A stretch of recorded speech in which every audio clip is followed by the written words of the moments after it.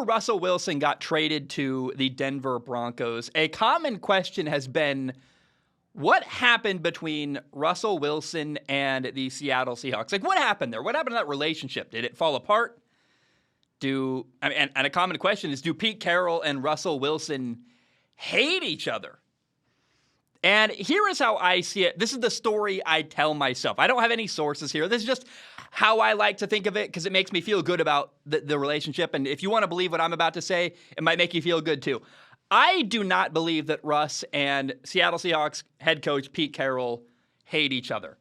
Their relationship came to an end, but in fact, you could argue that their breakup was rooted in mutual respect. There was no bad words. There was no public shaming. There was nothing really negative between the two. There are rumors for like a year and a half, maybe, that maybe Russ wants out, maybe this, maybe that. But we never got anything public where one of them said anything bad about the other. And I believe that Russ wanted to win.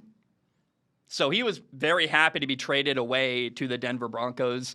Pete Carroll knew that Seattle wasn't good enough, even with Russ on their team, to win. And they realized, oh man, like we got to rebuild. So they used their most valuable asset to try and set themselves up for the future. Got a couple first-round picks, got some second-round picks, got some players. And they actually sent Russ to a good spot where he could win. If anything, the guy who benefited most from that trade, Russell Wilson, benefited way more than Seattle did. They kind of did him a solid. It reminds me a little bit of Matthew Stafford being sent to the Rams. Like, Detroit said, hey, we respect you. We're going to send you somewhere good. And Russell Wilson had a no-trade clause. Like, if they tried to trade him to Washington and he didn't want to go be the Commanders' quarterback, he could have said no. So they had to trade him somewhere where he actually wanted to go. But Seattle didn't really win the trade. Russell Wilson ends up way better than Seattle did. But you have to acknowledge Seattle won as much as you possibly can when, maybe they could have got another first-round pick. They could have been a bigger haul, I guess. You can argue that. That's fine. I don't really care about that debate.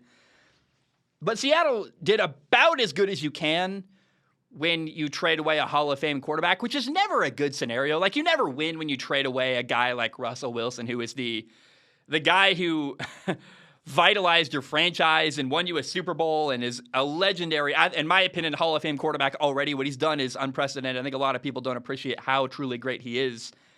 But what happens when you trade away Russell Wilson and got what you got for him is that you give yourself an opportunity to rebuild and put together a winning team. Now you got to land. You have a bunch of draft picks now. They still have to get those draft picks right. Like, you can't just bomb and miss on a bunch of picks, then you will fail. But they have an opportunity here to do well. And at the core of this, I do not believe that anyone hated anyone. I don't think Russ and Pete Carroll hate each other. But the relationship came to a natural end. It was time to move on for both of them. But I encourage you, go watch Russ and Pete Carroll interacting on the sideline last year. They liked each other. There was mutual respect there. They enjoyed winning together. They clearly, I don't know how you watch the way they interacted. Watch them celebrate after a victory together. You cannot convince me they hated each other. I just don't buy that. I didn't see that at all when I watched Seattle and the way they interacted. And I think you can argue Seattle did the most respectful thing for Russ, which was trade him away. And if you're a Seahawks fan, you cannot have anything but love and appreciation for Russell Wilson. What was Seattle before Russell Wilson got there? They would have been a good team with a good defense and no quarterback. How many times have we seen a team with a really good defense not win a Super Bowl? Not go very far, right? Sorry, I think this is not a controversial take. Russ put Seattle on the map. Like, they won a lot of games because of him. And then for years, I feel like they didn't really properly support him. So I'm sure he was eager to go somewhere with good receivers and a better offensive line and a really good defense again.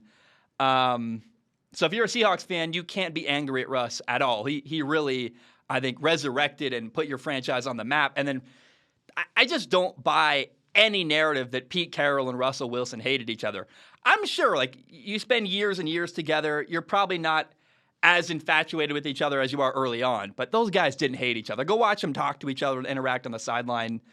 There's a lot of mutual respect there, and I think you can argue, again, that their breakup was rooted in a mutual respect where Like Seattle, I go back, man.